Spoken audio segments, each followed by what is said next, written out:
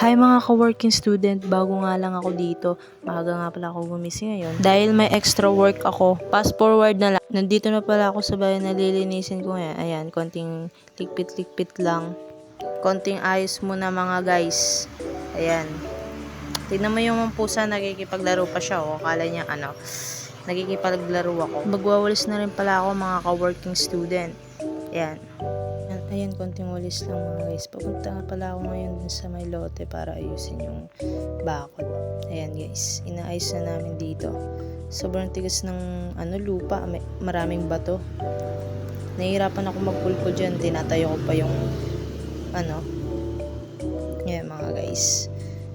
Yun, natayo ko na nga. Siyempre, papakuin na namin yan. After na napako, ayan, the result.